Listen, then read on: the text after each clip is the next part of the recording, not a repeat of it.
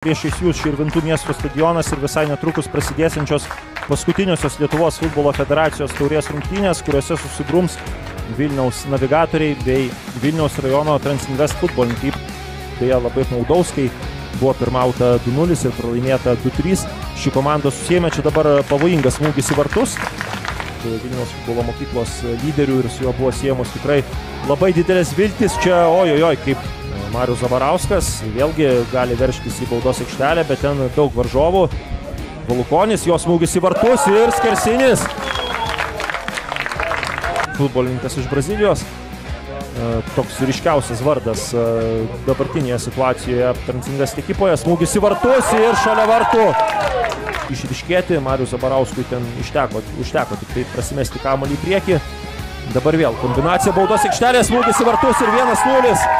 Dovydas Virkšas išveda savo komandą į priekį po gero Martyno Valukonio perdavimo. Taigi 22 minutę Dovydas Virkšas išveda savo komandą į priekį. Ši atakos kryptis, ne pats tikliausias perdavimas.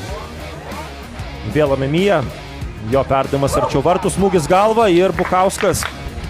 Erlandas Juška. Dabar smūgis iš toli ir gaudo kamuolį Mindaugas Bukauskas. Dažnai tą daro starto sudėtyje. Dabar perdavimas arčiau vartų, Devinsas tą daro, smūgis į vartus ir šalia vartų. Geras smūgį abiem kojom turi Povilas Malinauskas, ten gražiai žaidžia Tomas Dapkus. Smūgis iš toli ir šalia vartų. Dėl to pažiūrėsime, kaip antrame kėlinyje galios tas mėgėjiškumo faktorius. Ojojojojoj.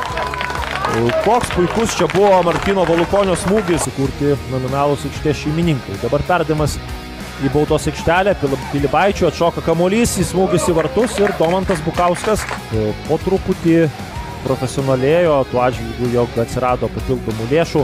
Transekspedicijos savininkas, o čia ojojojojoj. Valukonis.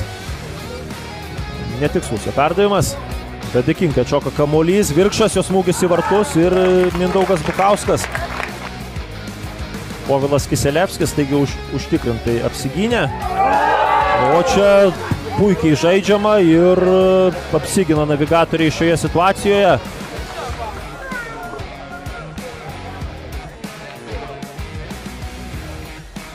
Kazakevičius.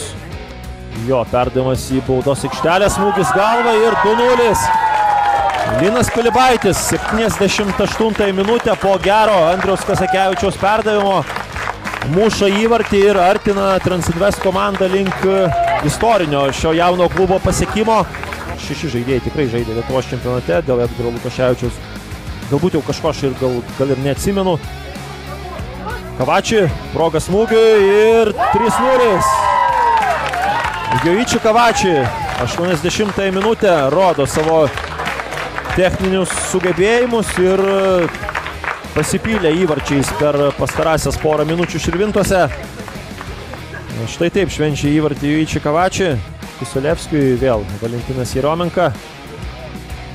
Valukonis, jo smūgis iš toli ir virš vartų.